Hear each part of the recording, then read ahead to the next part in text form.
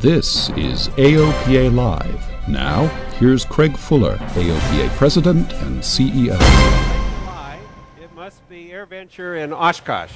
And we're kicking off our AOPA Live coverage here at AirVenture with a good friend and a colleague and somebody we collaborate with, I think, probably every week. Ed Bolen from the National Business Aviation Association, NBAA. Welcome to AOPA Live. Well, thanks, Craig, and it's actually probably closer to every day rather than every week. Many times every day. But today we find ourselves here, and I thought we'd kick off since we're here at a wonderful show and hundreds of thousands of people will be through here.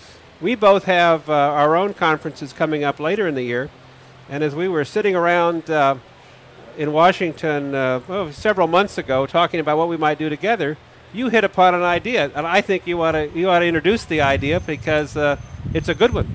Well, the idea is what we call the Light Business Airplane Conference. We started last year at NBAA doing a light business airplane conference at our show, specifically targeting the needs, the challenges that relate to some of the owner-operators and how they use their general aviation airplane for business purposes.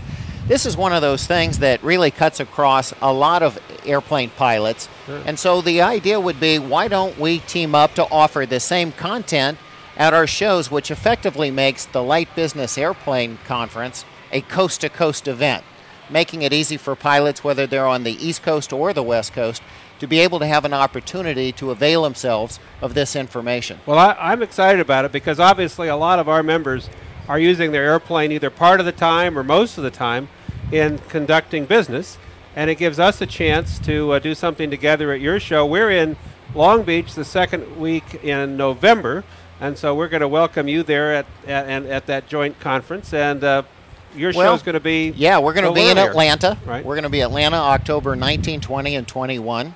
So it should be a great opportunity for pilots, wherever they may be, to be able to find out some of the things about insurance, taxes, right. Really just operating their airplane for a business. And particularly since so many people mix sometimes the personal use and the business use, right. A lot of questions arise. We want to make sure they do it right, do it safe, and really recognize some of the tremendous advantages that these airplanes have and how it can be used in business. Tell us a little bit about what's going to be in Atlanta this year. What's it shaping up like? Well, we're expecting a great conference. You know, Atlanta's a great aviation community.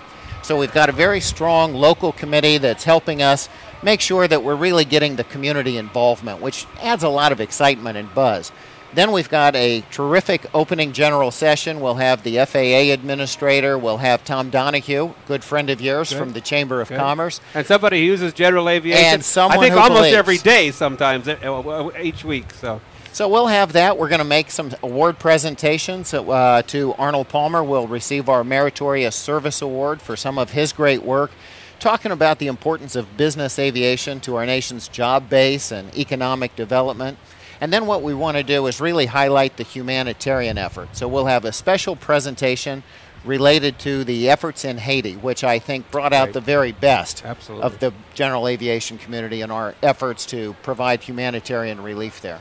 You know, I'm looking forward to being with you in Atlanta. We're looking forward to being in Long Beach. We have almost, I think, 50,000 members, AOPA members in California. Of course, people will come from around the country to attend that show. So we hope to provide an equally interesting venue, great speakers, great programs. We'll be there with everything happening on our stage is going to be done in the name of AOPA Live and broadcast. So we'll look forward to that. You know, speaking of humanitarian activities, I think the last time I saw you was as I stepped off a plane with some young Special Olympic athletes in Lincoln, Nebraska. Yeah. And I think what Cessna did and what the business aviation community does with almost 200, 170 some aircraft? There was over 175 aircraft. They carried over 800 athletes. You know, 3,000 athletes arrived by air. 800 of them arrived on a general aviation airplane, specifically Cessna Citation. So it was a great event. And the thrill of, sure for you, carrying the athletes, but opening the door, seeing the smiles on their face, the enthusiasm, it let us know there was no place else to be rather than Lincoln, Nebraska. Yeah, it was fantastic. Actually, all four of our athletes had never been on a private plane before. and they took to it right away. I must say they enjoyed the experience on the CJ3. Well, before we sign off, most of the time we spend talking about issues. I suppose we ought to talk about one or two. We're going to see the FAA administrator, Randy Babbitt, a little bit later today. And the talk there is going to be on avgas. This is an issue you and I are spending more time on. Our staff is spending more time on. But it's an important issue. And I think the message coming out of here is that we are working very hard to find a fuel that'll at some point replace 100 low lead. But 100 low lead is available. It's going to stay available. And it's important to both of our organizations, as well as EAA, NATA, and others, that we solve this. And I enjoy working on it together with you. You know, I thought we had an outstanding panel yesterday where we had the heads of the various general aviation associations, and we talked about the issue. And I think one of the things that came out is that it was discussed as one of the most significant issues ever to face our industry. Right. And I think what we have seen is when our industry is challenged and we come together and coordinate and communicate, we can accomplish great things. And so I think what we're seeing is that the community is coming together. We're having great conversations. We're recognizing both the complexity and the opportunity in this specific challenge. And I'm confident that we're going to be able to, as we have in the past, succeed because we're working together.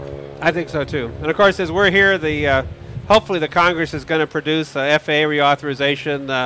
The FAA really does need some security in the funding base, and that reauthorization bill is something we both worked on. But boy, it sure is a struggle to get Congress to take that last action and get it passed out of both the House and Senate.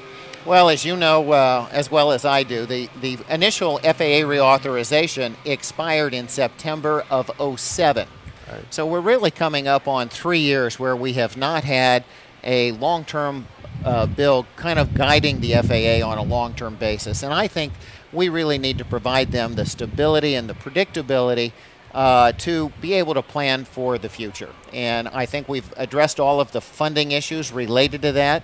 We've got a stable and predictable funding stream, but we need now kind of the reauthorization to set the path so we can move forward. And there's still time. Congress is not over yet. And I hope everybody gets back to the table and really can get this thing done. Yeah, I hope so too. Ed, it's great to work with you on a daily basis in Washington. It's great to partner with you on the Light Business Aircraft Conference in Atlanta and in Long Beach, and we look forward to seeing you back in Washington, but also spending some more time with you here at Oshkosh. Thanks for joining us. Thank you. We value this relationship immensely. Great. Have fun. Thanks. And thank you for watching. We'll be back soon.